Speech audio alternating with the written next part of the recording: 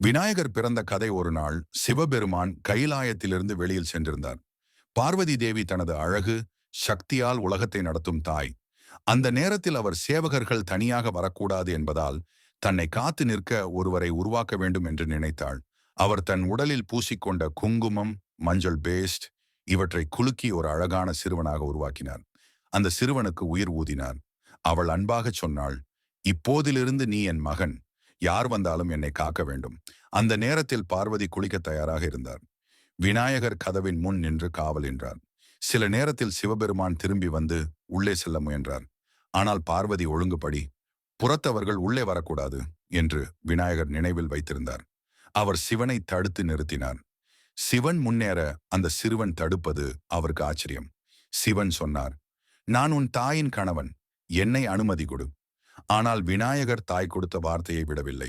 இந்த துணிவும் கடமையும் சிவபெருமானை சினமாக மாற்றியது. கடுமையான போராட்டம். இருவரும் போரிட்டனர். சிவகணங்கள் வந்தனர், தேவதைகள் வந்தனர். யாரும் அந்த சிறுவனை தள்ள முடியவில்லை. அவனின் வீரத்தை பார்த்து எல்லாரும் அதிசயித்தனர். இறுதியில் சிவன் தனது திரிசூலை பயன்படுத்தி சிறுவனின் தலை 5 துண்டுகளாக பிரித்தார். அந்த நேரத்தில் கைலாயத்தில் மௌனம்.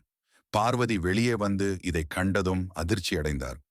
அவரது கடும் கோபம் காரணமாக மலைகள் நடுக்கம், உலகம் இருள், உயிரினங்கள் பயம், உலகமே அழிவின் வாயிலில் இருந்தது.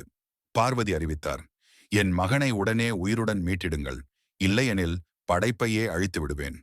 உலகத்தை காப்பாற்ற சிவபெருமான் உடனே தீர்மானம் எடுத்தார். வட திசையில் முதலில் தூங்கிக் கொண்டிருக்கும் உயிரின் தலை கொண்டு வா என்று சிவகணங்களுக்கு ஆணையிட்டார். அவர்கள் முதலில் கண்டது ஒரு பெரிய யானை, தெம்பும் நற்குணமும் நிறைந்தது. அதன் தலை பெற்றனர். சிவபெருமான் யானையின் தலையை சிறுவனின் உடலுடன் இணைத்தார். பின்னர் ஆசீர்வதித்து உயிர் ஊதினார். சிறுவன் விழித்தான். இப்போது யானை தலை, பெரும் ஞானம், தெய்வீக ஒளியுடன். பார்வதி மகிழ்ச்சி கண்ணீர் விட்டார். சிவபெருமான் அவருக்கு பல வரங்களை அளித்தார். முதலில் வழிபடப்படும் தெய்வம், விஞ்ஞானம், ஞானம், புத்தி, சித்தி தடைகள் நீக்கும் சக்தி கலை, கல்வியின் கடவுள். மக்கள் எல்லோரும் அவரை விநாயகர், விநாயகன், கணபதி, பிள்ளையார் என்று அழைக்கத் தொடங்கினர்.